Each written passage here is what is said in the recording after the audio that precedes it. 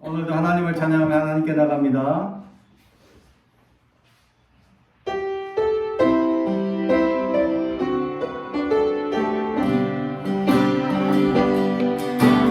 하늘과 땅 가득한 찬양의 함성 내 영혼 그날 기다린 비나 오늘의 가득한 주님의 영광 내 영혼 바라봅니다.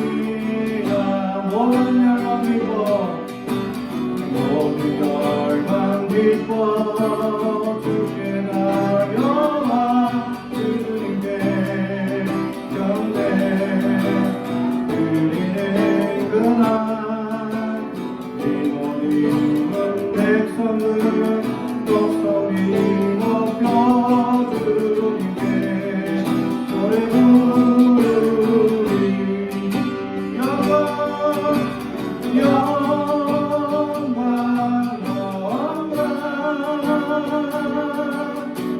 주님 나가신 하나님 어린 양께 영광 그 아들 주신 하나님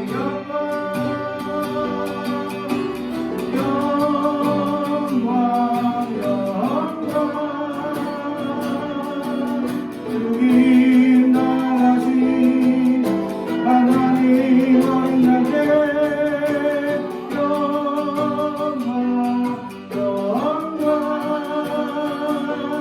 그 아들 주신 하나님께 만국의 영광과 만국의 영광과 존귀를 가지고 우리 주 앞에 경배하네. 하나님의 영광 그 모자 앞에서 영광이여 노래하라.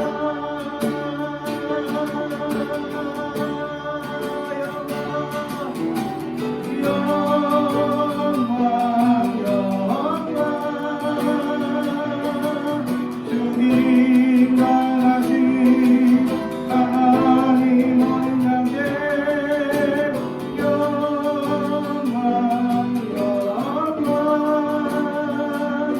그 아들 주신 하나님께 그 아들 주신 하나님께 할렐루야.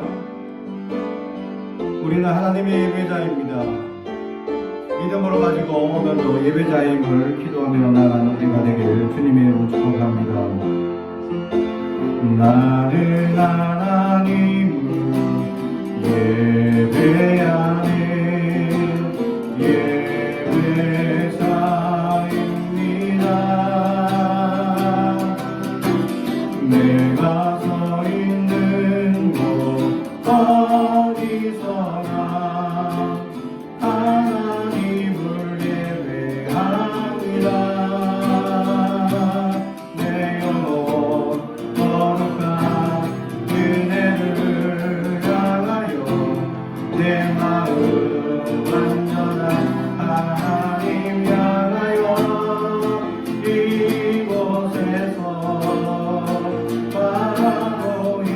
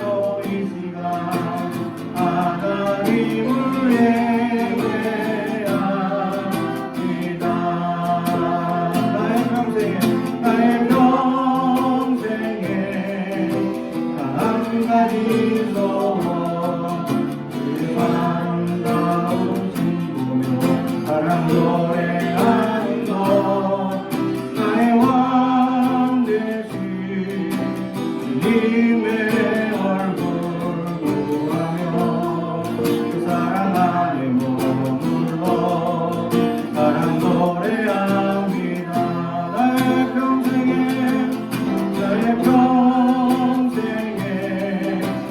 한 가지 소원 주의 아름다우신 보며 사랑 노래하는 것 나의 왕 되신 주님의 얼굴 구하며 사랑 안에 머물러 사랑 노래합니다. 이 시간 묵상하면서 하나님께 나가겠습니다. 오늘 우리에게 주신 하나님의 말씀은 요한복음 2장 13절에서 22절의 말씀입니다. 요한복음 2장 13절에서 22절.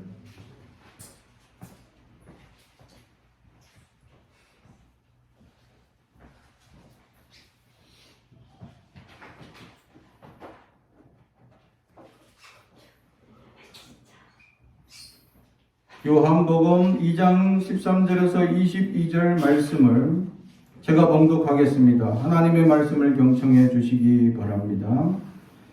유대인의 유월절이 가까운지라 예수께서 예루살렘으로 올라가셨더니 성전 안에서 소와 양과 비둘기 파는 사람들과 돈 바꾸는 사람들이 앉아 있는 것을 보시고 노끈으로 채찍을 만드사 양이나 소를 다 성전에서 내쫓으시고 돈 바꾸는 자들의 돈을 쏟으시며 상을 엎으시고 비둘기 파는 사람들에게 이르시되 이것을 여기서 가져가라. 내 아버지의 집으로 장사하는 집을 만들지 말라 하시니 제자들이 성경 말씀에 주의 전을 사모하는 열심히 나를 삼키려 한 것을 기억하더라.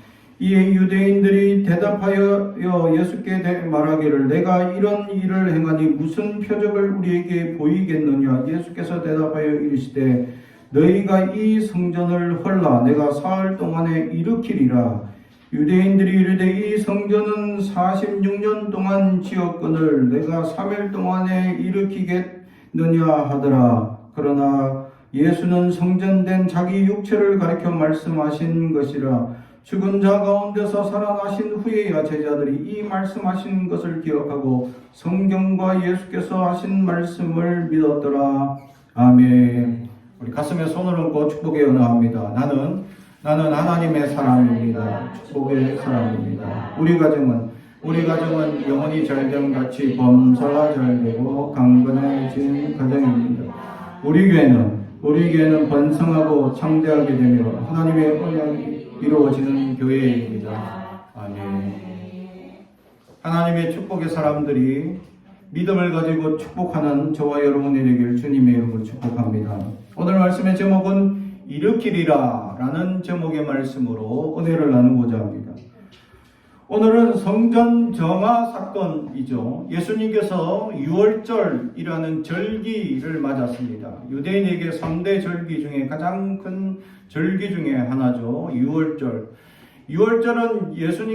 하나님께서 이스라엘 백성들을 출애굽한 사건 중에서 특별히 마지막 장자의 죽음에 대해서 10가지 이집트에 재앙을 주셨는데 그 중에 마지막 재앙이 장자의 죽음인데 이 첫 번째 태어난 사람으로는 장자고 또 짐승으로는 이제 첫 번째 태어난 짐승. 하여튼 첫 번째는 다 죽이는 날이셨어요. 그걸 이미 계획하고 준비하게 하셨는데 유대인들도 피해가지 못하는 재앙이었습니다. 사실은. 왜냐하면 피할 방법을 가르쳐 주셨기 때문이죠. 그래서 이 재앙을 피할 방법을 어떻게 하느냐. 어린 양을 잡아서 그 피를 문 입구에 기둥에 이제 이렇게 바르면 이제 천사가 첫 번째 장자, 첫 번째 태어난 짐승인지 사람인지 첫 번째 태어난 건 다 죽이려고 막 다니다가 어린 양의 피를 보고는 피해갔다라는 것이죠. 다시 말하면 이 재앙은 모든 사람에게 다 임했다라는 것이죠. 원래 10가지 재앙 중에 보면 하나님께서 이스라엘 백성을 피해서 내린 재앙들이 몇 가지 있습니다. 다 모두에게 함께 내리는 재앙도 있지만 다 함께 내린 게 아니라 몇 가지는 피했습니다. 그러나 이 마지막 장자는 모든 사람들에게 다 임하는 재앙이었죠. 근데 더 중요한 것은 유대인들에게 이렇게 피할 방법을 가르쳐 주셨어. 그러면 이 유대인들만 피할 수 있느냐? 그건 또 아니었어요. 유대인처럼 따라서 그 피를 바르면 산다는 거예요. 이집트 사람이라도 유대인이 아니고 하나님을 모르고 믿음이 없다 하더라도 그냥 그 사람들이 가르쳐 주는 대로 어린 양을 잡아서 그 피를 문 입구에 바르면 살았다. 실제로 유대인들이 출애굽할 때에 유대인만 출애굽한 거 아닙니다. 유대인과 함께 수많은 다른 지역의 노예들도 함께 탈출합니다. 그들도 유대인들이 되었죠. 그러면서 유대인들과 함께 동행하면서 결국 믿음을 고백하는 순간 그들이 유대인이 되는 축복을 가지게 됩니다. 우리가 잘 아는, 그래서 출애굽해서 하나님이 약속하신 가나안 땅으로 들어갈 때에 12명의 정탐꾼을 보냅니다. 12명, 각 지파, 12지파인데 12집안에 대표되는 젊은 사람을 보냈어요. 가나안 땅 가서 정탐을 한번 해봐라. 우리가 하나님이 주신 땅이라 하는데 정말 우리가 갈만한지 또 어떻게 점령을 해야 될 것인지 계획을 짜기 위해서 정탐을 해라 하고 보냈죠. 그래 보내니까 10명은 망했습니다. 안 됩니다. 못 갑니다. 라고 보고를 합니다. 왜? 그곳에는 아낙 자손이라는 거인족이 살아간다라는 거죠. 2m 이상, 심지어는 3m 정도 되는, 가까이 되는 거인들이 지은 아주 단단한 성이 있어서 도저히 찾아갈 수 없습니다. 그 성의 이름이 여리고 성이죠. 유명한 성입니다. 누가 무너뜨렸는지 아무도 모르는 그 성이죠. 그래서 그 성이 너무 단단해 보이고 거기에 사는 사람들이 다 거인족이라 우리가 도저히 침략할 수 없습니다. 라고 10명은 포기합니다. 그런데 2명, 여호수아와 갈렙. 근데 여기서 중요한 것은 여호수아와 갈렙이 큰 포도송이 하나를 들고 한 송이를 들고 온 거예요. 근데 한 송이를 두 사람이 지고 와야 될 정도로 엄청나게 풍요롭다는 것을 상징적으로 보여주고 있는 장면이에요. 두 사람이 한 송이를 딱 이 나뭇가지에 끼어가지고 올 만큼 엄청나게 풍성하게 매달려 있는 이 포도를 보게 됩니다. 그걸 보고 그 여호수아 갈렙은 하나님이 주신 약속의 땅입니다 라고 얘기를 하죠. 근데 그 여호수아 갈렙 중에 갈렙은 유대인이 아닙니다. 원래 그는 이방 사람이었습니다. 근데 그가 믿음을 가지니까 축복의 사람이 되었다라는 사실. 우리에게 믿음만 있으면 축복의 사람이 될 수 있다라는 것이죠. 하나님은 혈통 보지 않습니다. 지연 보지 않습니다. 학연 보지 않습니다. 목사님들 세계에서도 학연이라는 게 있어요. 그래서 제가 나오는 장신대 제가 100기거든요. 100기. 100년이 넘었기 때문에. 그래서 제가 100기인데 지금 한 120기 졸업한 지 됐으니까 정도 될 겁니다. 그래가 목사님들끼리 서로 물어보면 몇 기냐고 이렇게 물어보면 제가 100기입니다 하면 나보다 후배네 또는 나보다 선배네 이렇게 이제 호칭을 하죠. 그러면서 또 제가 이제 신학을 일찍 하다 보니까 이 또 부산 장신대는 아주 기수가 빠릅니다. 그러다 보니까 또 기수가 복잡하게 꼬인 역사도 있죠. 근데 이제 그런 이제 얘기를 하면서 학교 다닐 시절에 어떤 교수님한테 당했던 괴로움이라든가 어려움들을 토하며 그런 기수들, 학연에 대한 이야기를 합니다. 그렇게 얘기를 하면 이제 장신대 나오지 않고 다른 이제 지방 대학이나 이런 나온 친구들은 끼지를 못하죠. 그래서 대수인들은 이런 얘기를 잘 하지 않습니다. 그런데 이제 같은 장신대 나온 사람들끼리는 학부심이라는 게 있어서 막 그런 이제 교수님 같이 공부한 시기면 그 교수님에 대한 비난, 뒷담화 또 그런 얘기를 가끔 하기도 합니다. 너무 힘들게 공부시킨 어느 모 교수님, 이제 은퇴하셨죠. 그분의 이야기가 전설처럼 남아있는 이야기들이 많습니다. 그 중에 하나가 설교학 교수님인데 강의실을 문을 잠궈버립니다. 딱 시간 딱 되면 잠궈! 이러면 정말 가방 놔두고 화장실 갔다 왔는데 못 들어간 친구들이 있어요. 그럼 교수님 저 가방은 놔두고 지금 화장실 갔다 왔다고 안 돼. 넣어서 지각. 너는 이제 지각 결석 처리해버립니다. 그럼 문을 잠궈버려. 실제로 문을 잠궈가지고 수업을 못 들어오게. 그러면 막 입구에서 막 쩔쩔매고 있는 겁니다. 그때 학생들이 복수한 역사들이 있죠. 교수님이 교수 회의를 하다가 늦으신 거야. 딱 시간 되니까 학생들 문 잠가버렸어. 교수님 얼토만 야 나 교수야 문 열어. 시간 늦었습니다. 교수님 지각하셨죠? 우리 맨날 지각한다고 문 잠그셨지 않습니까? 우리도 문 잠그고 이제 자율학습하겠습니다. 이렇게 했던 전설이 있습니다. 실제 있었던 사건이고 아주 유명한 사건이고. 그러면서 그 교수님이 이게 나이가 드니까 이제는 문은 이제 안 잠근다라는 얘기를 하셨다라는 것이죠. 그렇습니다. 그래서 그런 학교에 대한 이야기들 하면서 학연에 대한 이야기, 그런 얘기들을 나눌 때가 있었다라는 것이죠. 그렇습니다. 이게 학연, 지연, 혈연, 이런 관계들, 인간 세상에서는 무시 못하는 그런 관계들입니다. 그러나 하나님 앞에서는 그런 거 아무 상관없다. 단 하나 보시는데 예수에 대한 믿음이 있느냐? 그 믿음만 있으면 구원받는다. 그래서 이방인 갈렙도 하나님을 믿고 한 지파에 소속되어서 그냥 믿음으로 살아가니까 축복의 사람이 되었다라는 사실이죠. 이것을 장자를 죽이는 이 사건을 이 사람들 기념해서 우리가 살아났다. 하나님의 은혜로 살아났다라는 그 기념으로 유월절을 기념합니다. 그래서 그 유월절을 기념하는 그 예배를 드리기 위해서 사람들이 많이 성전에 모였죠. 그래서 사람들이 성전에 모여서 뭐 하냐? 이때는 하나님께 지금은 예물을 드릴 때 현금만 드리면 됩니다. 근데 이때는 이 제물을 드려야 하는 사람들도 있죠. 현금도 물론 드립니다. 그런데 성전에서 받는 돈이 따로 있었어요. 근데 금화처럼 되어 있는 그런 가치가 있는 그런 돈이 따로 있었습니다. 그러다 보니까 이 세계 각국에서 흩어져 있던 사람들이 성전에서 받는 돈, 따로 받는 돈이 있는데 이걸 안 가져오면 헌금을 못해. 그럼 어떻게 하겠어요? 성전 입구에서 사람들이 돈을 바꿔주는 사람들이 있었어요. 어느 일본 엔화네? 자, 이제 한국 돈으로 이제 얼마입니다 하고 딱 바꿔. 자, 요거 이제 헌금하시면 됩니다 하고 이제 이렇게 바꿔주는. 달러 가져왔네? 달러는 좋죠 하고 딱 바꿔줍니다. 저기 인도에서 가져왔네? 이거는 많이 돈 줘야 되는데 하고 이제 이렇게 가치를 따져서 막 돈을 교환해 주던 사람들이 있었습니다. 그래서 그 성전에 내는 헌금이 따로, 동전이 따로 있었기 때문에 그것으로 바꿔야 했었다라는 사실이죠.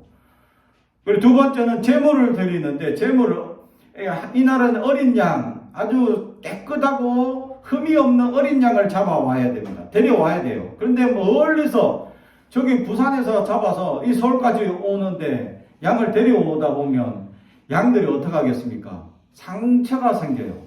또는 흠이 생기거나, 또는 이 양들이 어린 양이다 보니까 오는 길 동안에 다치거나 그런 경우가 생깁니다. 그럴 때는 성전 입구에서 하나님께 바칠 수 있는지 없는지 제사장들이 딱 평가하는 게 있습니다.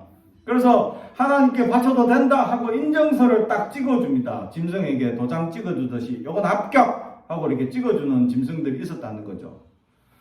그런데 이제 멀리서 데려오다 보니까 양들이 처음에 데려올 때는 깨끗하고 흠이 없었는데 딱 데려오고 나니까 어떻게 돼요? 상처가 생기고 양들이 다치거나 문제가 생긴 양들이 생기기 시작합니다. 그래서 이 양들을 못 들여보내는 겁니다. 그러니까 못 들여다보니까 그 성전 입구에서 양을 바꿔주는 사람들이 있어요. 성전 이 입구에서 합격 도장을 받은 양들을 파는 사람들이 있는 거예요. 근데 멀리서 데려온 양들이 아무리 건강하고 튼튼해도 겉에 흠집이 있으면 하나님께 제물을 드리지 못하니까 이걸 바꿔주는데 좀 이 양 2마리랑 요 양 1마리랑 바꿔주기 시작합니다. 그러다 보니까 이게 장사가 됩니다. 그러니까 많은 사람들이 이런 장사를 하기 시작하죠. 성전 입구에서. 그렇게 해서 성전이 점점 장사꾼이 넘쳐나기 시작하고, 심지어는 어떤 일들이 일어나느냐. 재물이 흠이 있는데, 이게 이제 이 양들이 처음에 들어올 때는 흠이 없었어. 그래서 깨끗한 양이야. 그래서 합격 인정을 받았는데, 그날 하나님께 드리면 괜찮지만, 이게 이제 바로 팔리지 않아가지고 며칠을 묵다 보니까 그 사이에 양들이 어떤 사건이 생기느냐. 이제 점점 흠이 생기기 시작하면 병들거나 문제가 생기는 양들이 생깁니다. 그런데도 불구하고 이게 제사장들이 한번 인정해주면 그 양을 병들었는데도 드릴 수 있는 문제가 생깁니다. 그러다 보니까 자기들이 열심으로 더 깨끗한 양, 흠없는 양, 진실한 제물을 드린다 하는 것이 그만 이 자신들의 열심이 하나님의 믿음보다 앞서가기 시작했다. 그러다 보니까 성전 주변이 장사하는 사람들로 넘쳐나기 시작. 예배가 더 중요한데, 하나님께 드려지는 예배가 더 중요한데, 예배를 드리기보다 제물이 더 좋은 제물, 더 귀한 헌금 이렇게 생각하다 보니까 마음의 자세가 점점 흐트러지고 교회는 장사꾼들로 넘쳐나기 시작했다라는 사실이죠. 그래서 예수님이 딱 오자마자 이 장사꾼들로 넘쳐나는 성전 입구를 이 채찍을 가지고 사람들을 쫓아내면서 어디 성전에서 이런 물건을 파느냐 하면서 둘러엎고 난리를 칩니다. 그러니까 사람들이, 그렇다면 당신 이런 사람들이 간혹 있습니다. 하나님의 계시를 받아서 이 하나님의 뜻이다 하고 선포하는 선지자라는 사람들이 있습니다. 그럴 때 그 사람들은 표적을 보여줘야 합니다. 그럼 당신 우리에게 보여줄 표적이 있냐? 그럼 믿겠다 라고 하니까 성전을 허물라. 그러면 내가 3일 안에 다시 세우겠다. 일으키리라 라고 말씀하신 게 오늘 본문이죠. 그러니까 사람들이 이 성전이 지금 43년을 지어서 이렇게 세운 성전인데 이걸 하루아침에 무너뜨리고 다시 3일 만에 세운다고? 말도 안 된다고 사람들은 그를 비난하기 시작했죠. 근데 예수님의 제자들이 처음에 예수님의 제자들도 그 말을 이해를 못했습니다. 근데 그것은 바로 예수님의 몸이셨다라는 것입니다. 그래서 로마서에는 예수님이 교회의 머리가 되신다라고 말씀하셨죠. 성전의 우두머리, 성전의 주인 되시는 바로 주님을 상징하고 있고, 예수님은 그런 예수님의 자신의 몸을 성전으로 비유하고 있으며 이것이 무너지고 다시 3일 만에 일으키겠다라는 말씀으로 우리에게 오늘 비유로 가르쳐주고 있었다라는 사실이죠. 그런데 이 말을 그 시대 그 순간에는 아무도 이해하지 못했다라는 사실입니다. 다른 말로 지금 표현한다면 지금도 성경이 분명히 뭐라고 해석까지 다 해놨는데도 성경을 보면 어떤 사람들은 이게 무슨 말인지 아무것도 이해 못하는 사람들이 있죠. 그런데 어떤 사람들은 성령에 충만하게 되면 성령께서 지혜를 주셔서 이 말이 무슨 뜻인지 이해가 되도록 은혜를 베푸시는 사람들도 있다라는 사실입니다. 사랑하는 성도 여러분, 그래서 우리는 영안이 열려서 하나님의 뜻이 지금 이루어질 때 볼 수 있는 사람, 하나님의 뜻이 지금 선포되어질 때 깨달아질 수 있는 사람이 중요하다라는 것입니다. 하나님의 말씀이 도저히 깨달아지지 않고 그냥 들려지는 꽹과리처럼 아무 내 안에 영감도 없고 깨달아짐도 없고 은혜도 없고 메말라간 내 육체의 모습으로 식어진 믿음으로 살아가는 연약한 인생들이 너무나 많습니다. 한국교회도 200년이 지나면서 점점 많은 사람들이 모양만 또는 무늬만 갖춘 그리스도인들이 너무 많아지게 됩니다. 교회만 나가면 그리스도인이 되는 것처럼 착각하는 이들이 생겨나기 시작합니다. 진정으로 예수님을 믿어야 한다는 것을 잊어버린 자들입니다.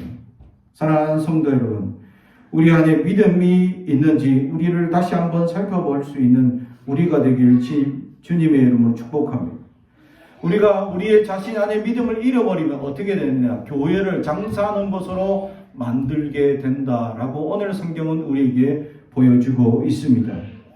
교회 왜 장사하는 곳으로 만들어졌냐라는 것은 다른 말로 표현한다면 지금 현재 물질 만능주의 또 이 물질 지상주의가 되어버린 이 세속주의의 생각들이 교회 안에 강력하게 침투해져 있다라는 것을 보여줍니다. 다시 말하면 우리는 이 땅에 사는 인생이 아닙니다.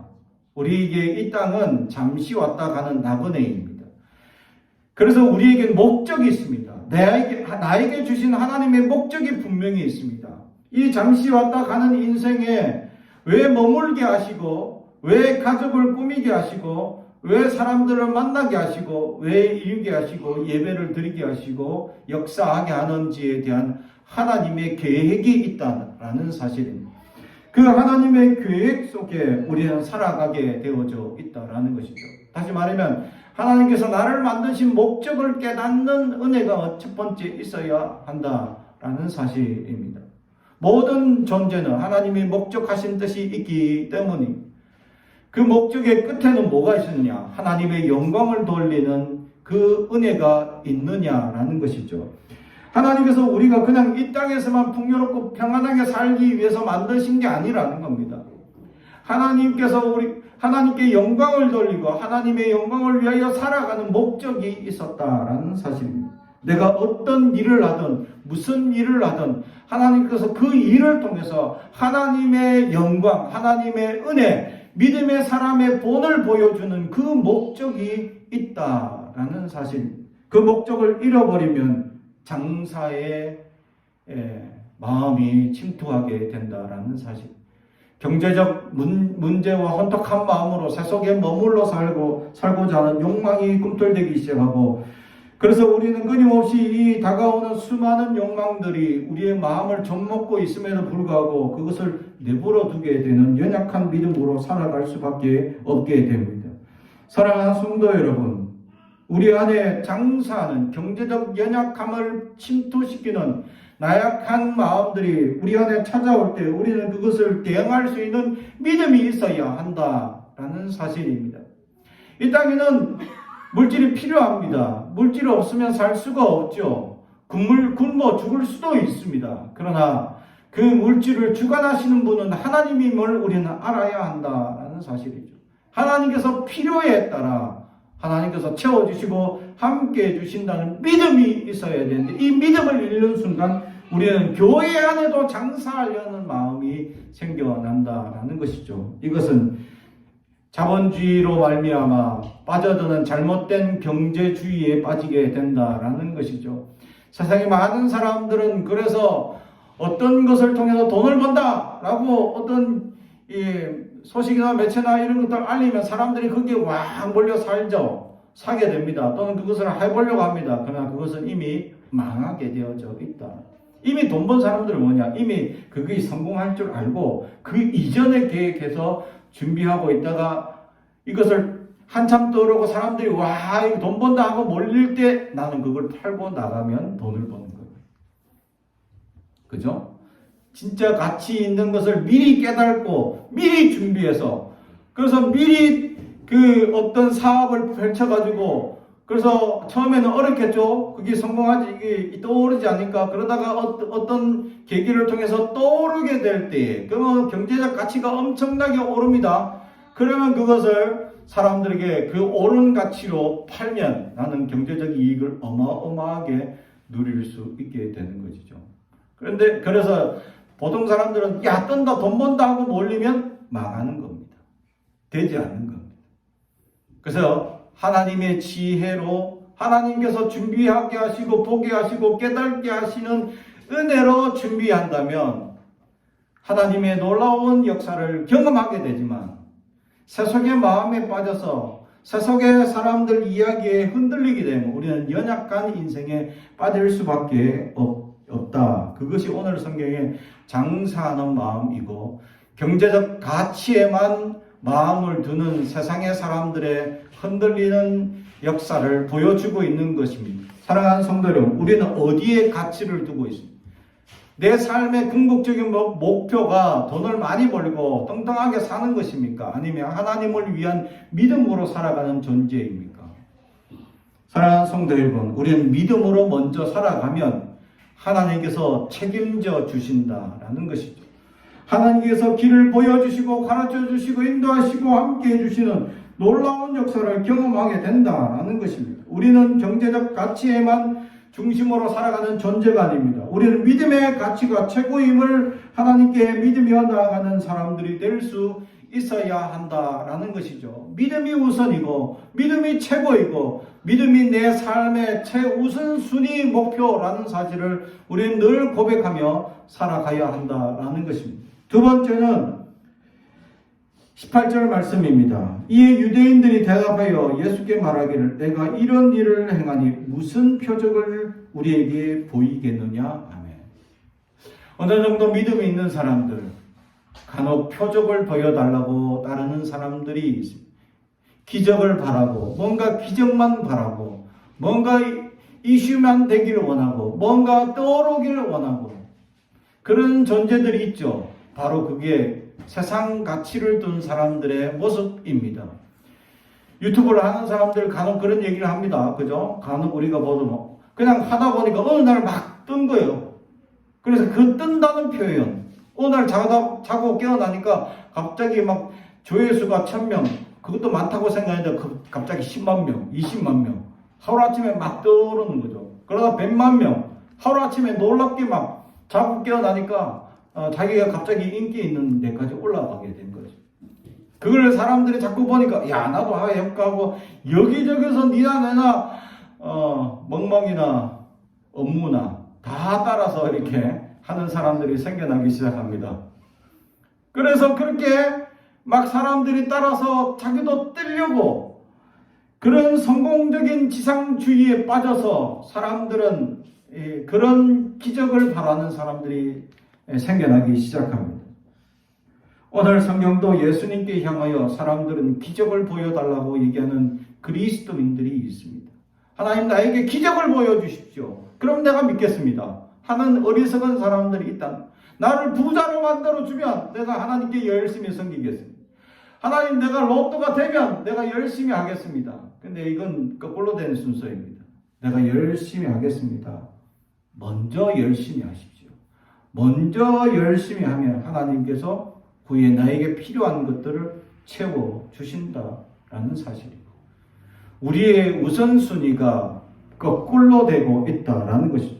먼저 뭘 보여주고 먼저 뭐가 이루어지고 먼저 뭔가 자꾸 행해지면 이런 기적과 표적이 이루어지면 내가 뭘 하겠습니다. 라는 우선순위가 바뀐 사람들의 믿음의 모습들이 나타나고 있다라는 것이죠. 이것이 세속주의에 빠진 연약한 믿음을 보여주는 것입니다. 사랑하는 성도 여러분, 우리는 온전히 흔들리지 않는 믿음을 하나님께 보여야 합니다. 무엇이 표적이 기적이 이루어지지 않더라도 나는 흔들리지 않는 믿음이 있습니다. 라는 믿음이 있는 자에게 하나님은 책임져 주신다라는 사실이죠. 우리는 세상의 수많은 환난과 어려움과 세속주의와 성공주의에 끊임없이 우리는 표적을 당하고 있습니다. 끊임없이 세상 사람들은 어떻게 하면 돈 벌고 어떻게 하면 성공한다라는 것을 자꾸 얘기합니다. 그래서 자기들은 그것을 자랑하고 사람들은 그것을 부러워하는 사람들이 많이 일어나게끔 만들고 있습니다. 물질주의가 최고라고 큰 소리 칩니다. 돈 많아서 돈 자랑하는 사람들 얼마나 유튜브에 많이 있습니까? 자기가 성공했다고 큰 소리 치는 사람들 너무 많습니다. 그러나 그것이 인생의 전부의 가치라고 생각하는 잘못된 가치관이 우리 젊은이들에게 심겨질 수 있다는 것이죠. 우리의 인생은 그런 물질주의에 있는 것이 아니라 하나님께서 나에게 주신 내가 하고 무엇을 하고 싶어 하는지를 깨닫고 그 하고 싶어 하는 것에 하나님은 재능을 주셔가지고 잘할 수 있도록 능력을 주신 무언가가 있다라는 사실이에요. 그것을 우리는 우리 젊은 친구들에게 비전을 가져라라고 얘기를 하는 겁니다. 다른 말로 하면 한국말로 하면 뭐죠? 꿈이 있습니까? 라는 거죠. 그래서 우리 교회는 꿈꾸는 교회입니다. 꿈을 꿔야 합니다. 비전이 있어야 하고 하나님께서 주시는 놀라운 꿈이 우리에게 임하는 사람들이 될 수 있어야 합니다. 하나님께서는 우리 각자에게 필요한 꿈을 보여주셨습니다. 그리고 저도 이 꿈꾸는 교회라는 명칭 자체, 이것도 하나님께서 저에게 꿈으로 보여주셨고 이름도 가르쳐 주셨기 때문이죠. 그래서 개척할 때 얼마나 놀라운 일들이 있었습니까? 이미 간판도 다 하고 다 했어요. 노예 가입하려고 하니까 같은 이름이 있으면 교회 등록이 안 된대. 깜짝 놀랐어요. 이미 이름 다 정했고 간판까지 했는데 그럼 이름 바꿔야 돼? 하고 물어보니까 1년 전까지 같은 교회에 이름이 있었어요. 꿈꾸는 교회가 다른 어떤 목사님 하셨어요. 근데 그 목사님이 내가 하기 6개월 전에 이름을 바꾼 거야. 뭐라고? 비전 교회로. 영어로 바꾸셨어. 비전 교회로. 그래가지고 내가 이 꿈꾸는 교회를 할 수 있었던 거죠. 하나님이 보여주셔서 가능했다. 할렐루야. 아니면 이거 다시 간판 다시 해야 되고 다시 다 막 인쇄 했던 거 다시 해야 되고 완전 엉망이 되는 역사가 생길 뻔했어요. 근데 하나님은 저에게 보여줘요. 원래는 저는 다른 걸 생명이 들어간 교회를 하려고 했는데 늘 그걸 한 20년 묵상하고 있었는데 교회를 막상 하려고 하니까 하나님이 전혀 생각지도 않았던 묵상 한 번도 안 했는데 생각 접근도 안 했는데 꿈꾸는 교회라고 주셔버렸어요.